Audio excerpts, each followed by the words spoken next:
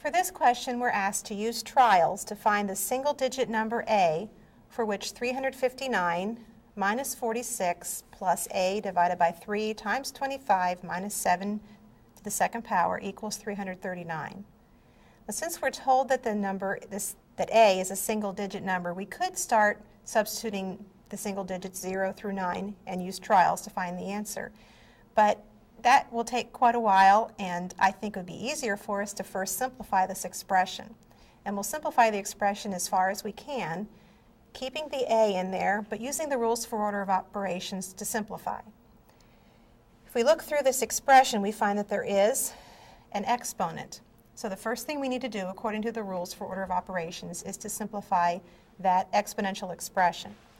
So I will copy the rest of the expression, 359 minus 46 plus a divided by 3 times 25, and I'll evaluate 7 to the second power as 49 minus 49 equals 339. Now as I look through, I have operations of subtraction, addition, division, multiplication, subtraction. I want to do all multiplications and divisions in order as they appear from left to right. Again, I'll copy 359 minus 46 plus, here's my first operation, a divided by 3, or my first division or multiplication. So I'll write that as a divided by 3 times 25 minus 49 equals 339. Looking through here, I have an operation of multiplication. So that's the next operation I'll do. Copying, I have 359 minus 46 plus, and now I have a over 3 times 25. That will give me a times 25 over 3 minus 49 equals 339. Now, I'm going to continue this by performing additions and subtractions in order from left to right. I will first perform the subtraction 359 minus 46. That is 313. Then I have plus 25 times a divided by 3 minus 49 equals 339. Now, since this expression has a variable, and since I'm going to do the subtraction 313 minus 49 and keep this as an addition problem, which I can't simplify any farther.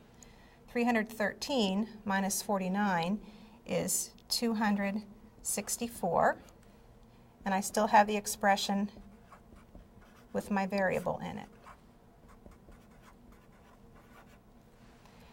Now, I can't really simplify the left side of the equation any farther, but I can subtract 264 from both sides.